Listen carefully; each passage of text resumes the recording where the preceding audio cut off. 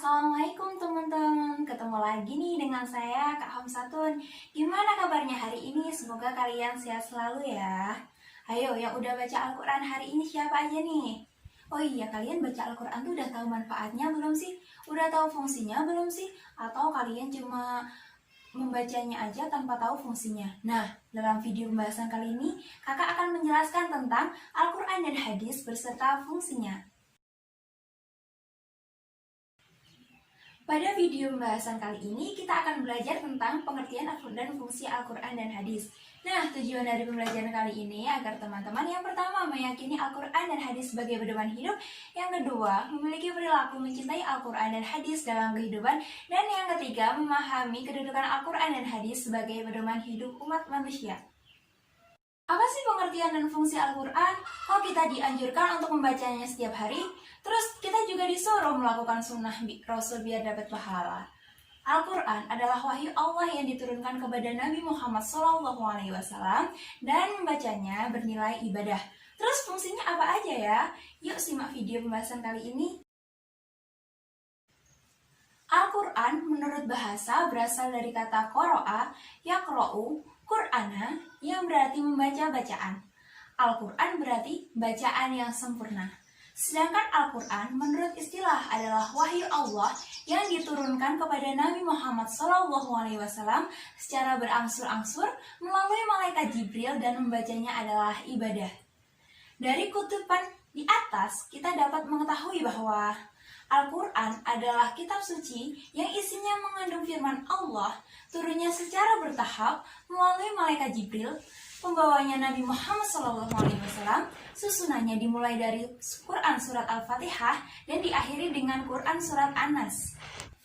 Fungsi Al-Quran antara lain adalah menjadi hujah atau bukti yang kuat atas kerasulan Nabi Muhammad SAW. Keberadaannya hingga kini masih tetap terpelihara dengan baik, dan permasyarakatannya dilakukan secara beruntai dari satu generasi ke generasi lain dengan tulisan maupun lisan. Kemudian, apa sih yang dimaksud dengan hadis? Hadis berasal dari kata hadasa yang berarti baru, peristiwa, muda, perkataan, cerita. Atau menurut istilah, hadis adalah segala sikap, perkataan, perbuatan, dan penetapan atau persetujuan Rasulullah SAW. Secara harfiah, hadis berarti jalan hidup yang dibiasakan, berita, perkataan yang dilafalkan, disebarkan, dan ditradisikan oleh para sahabat, tabi'in, dan para ulama. Kalian tahu nggak sih keistimewaan dan kelebihan Al-Quran sendiri? Yuk langsung saja kita pelajari keistimewaan Al-Quran dan kelebihannya. Yang pertama, Al-Quran memuat ringkasan dari ajaran-ajaran ketuhanan yang pernah dimuat kitab-kitab suci sebelumnya seperti Zabur, Taurat, Injil, dan lain-lain. Yang kedua, Al-Quran memuat kalam Allah yang dijadikan pedoman hidup manusia sepanjang masa hingga Al-Quran memang dikehendaki Allah untuk kekal. Yang ketiga, Al-Quran adalah sumber ilmu pengetahuan, sehingga seluruh fenomena yang terjadi di alam semesta yang merupakan ciptaan Allah juga tidak akan pernah kontradiktif dengan apa yang Dia ciptakan. Yang keempat, Al-Quran diturunkan oleh Allah SWT dengan suatu gaya bahasa yang istimewa, mudah, tidak sukar bagi siapapun untuk memahaminya, dan tidak pula sukar mengenalkannya, asal disertai dengan keikhlasan hati dan kemampuan yang kuat. Setelah kita mengetahui pengertian hadis, maka selanjutnya kita akan mempelajari tentang pembagian hadis. Hadis itu dibedakan menjadi 3. Yang pertama hadis qauli, yaitu hadis-hadis yang diucapkan Nabi Muhammad SAW dalam berbagai bidang. Jadi hadis qauli ini hadis yang diucapkan ya. Yang kedua adalah hadis fi'li, yaitu perbuatan-perbuatan Nabi Muhammad SAW yang sampai kepada kita melalui penukilan sahabat.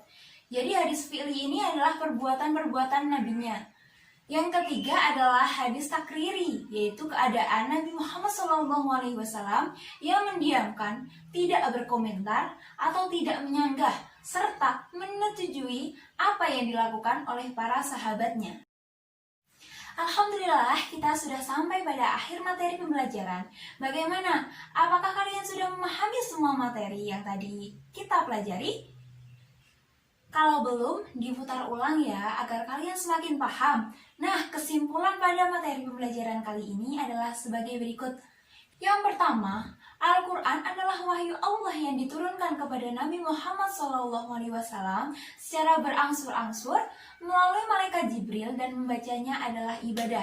Sedangkan hadis adalah segala sikap, perkataan, perbuatan, dan penetapan atau persetujuan Rasulullah SAW. Yang kedua, Al-Quran adalah sumber utama dan pertama untuk menentukan hukum seluruh kehidupan manusia. Dan hadis merupakan sumber hukum kedua setelah Al-Quran. Oleh sebab itu, dalam menjalankan kewajibannya, kita wajib meyakini Al-Quran dan hadis sebagai pedoman hidup kita.